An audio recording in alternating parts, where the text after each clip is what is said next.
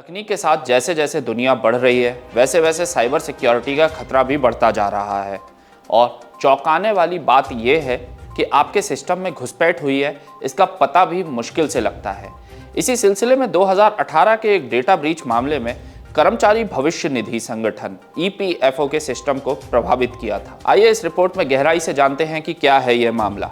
नमस्कार, मैं अनिकेत दीक्षित स्वागत करता हूं आपका UBE न्यूज़ में, जहां हम सिर्फ खबरें नहीं लाते बल्कि उनका बारीक और सटीक विश्लेषण भी करते हैं। नई दिल्ली की साइबर सुरक्षा एजेंसी की प्रारंभिक जांच के अनुसार 2018 में लाखों भारतीयों के व्यक्तिगत डेटा को एक चीनी साइबर एजेंसी द्वारा रीपैकेज्ड किया गया था। हालांकि 2018 में जब कथित उल्लंघन के बारे में रिपोर्ट पहली बार सामने आई तो EPFO ने इस बात से इनकार किया था कि उसके सिस्टम में कोई कॉम्प्रोमाइज नहीं किया गया है और इसके बजाय यह कहा गया था कि कॉमन सर्विस सेंटर CSC के सिस्टम से कॉन्फिडेंशियलिटी का फायदा उठाया गया था। एक वरिष्ठ अधिकारी ने सोमवार को चीनी साइबर एजेंसियों से संबंधित दस्तावेजों के रूप में GitHub पर इंफॉर्मेशंस का एक बड़ा हिस्सा लीक हो गया था। यह दर्शाता है कि यह एजेंसियां या तो शुरुआती उल्लंघन के लिए जिम्मेदार थीं या उसके बाद कॉम्प्रोमाइज किए गए डेटा को हासिल करने में। इसके बाद भारतीय कंप्यूटर आपातकालीन प्रतिक्रिया टीम ने इस बात की जांच शुरू की कि क्या इन दस्तावेजों में डेटा नया था या अतीत में उल्लंघनों से एकत्रित किया गया था। GitHub पर अपलोड की गई जानकारी के अनुसार लीक हुए डेटाबेस में सरकारी और निजी दोनों भारतीय संस्थानों की जानकारी होने का दावा किया गया है।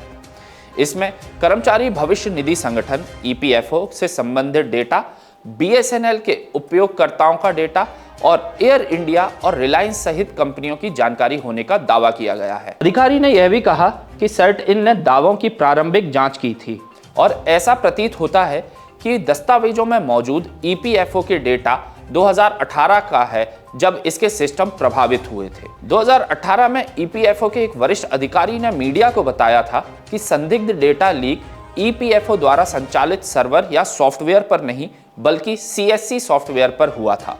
हालांकि CSC के एक अधिकारी ने दावे का खंडन किया था और कहा था कि संबंधित आवेदन EPFO सर्वर पर था और CSC का इस घटना से कोई लेना देना नहीं है। EPFO ने उस समय कहा था, डेटा सुरक्षा और सुरक्षा के हिस्से के रूप में EPFO ने भेद्यता की जांच लंबित रहने तक कॉमन सर्विस सेंटरों के माध्यम से सर्वर और होस्ट सेवा को बंद करके अग्रिम कार्रवाई की है। पिछले कुछ वर्षों में भारत को साइबर सुरक्षा से संबंधित घटनाओं का सामना करना पड़ा है। हाल ही में 2022 में दिल्ली एम्स के सिस्टम पर एक हाई प्रोफाइल हमला हुआ था, जो नई दिल्ली की राष्ट्रीय सुरक्षा अनिवार्यता के लिए एक बड़ी चुनौती है। सिंगापुर स्थित साइबर सुरक्षा फर्म साइफर्मा की 2023 इंडिया थ्रेट लैंडस्केप रिपोर्ट के अनुसार भारत विश्व स्तर पर सबसे हाईली सॉफ्ट टारगेट देश है, जो सभी साइबर हमलों में से 13.7% का सामना करता है।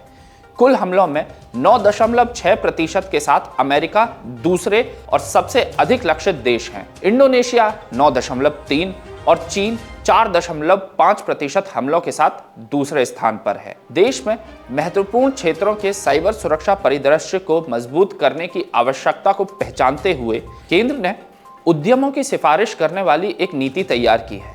विशेष रूप से बैंकिंग, दूरसंचार और ऊर्जा जैसे महत्वपूर्ण क्षेत्र में केवल भारत में विकसित सुरक्षा उत्पादों और सेवाओं का उपयोग करने के लिए राष्ट्रीय साइबर सुरक्षा संदर्भ फ्रेमवर्क NCRF नामक यह नीति मौजूदा कानूनों, नीतियों और दिशा निर्देशों के आधार पर साइबर सिक्योरिटी के लिए भूमिकाओं और जिम्मेदारियों की स्पष्ट अभिव्यक्ति के साथ एक कार्यान्वयन योग्य उपाय प्रदान करने का एक प्रयास है।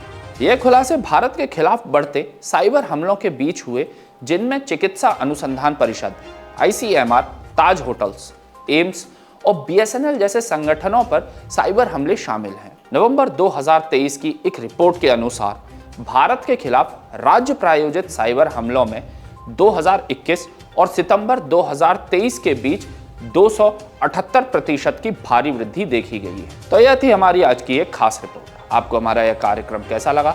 अपने विचार जरूर साझा करें। अगर वीडियो पसंद आए तो इसे लाइक, शेयर और हमारे चैनल को सब्सक्राइब जरूर करें। UBE न्यूज़ आपके लिए लाता रहेगा देश विदेश से जुड़ी खबरें। तब तक के लिए धन्यवाद।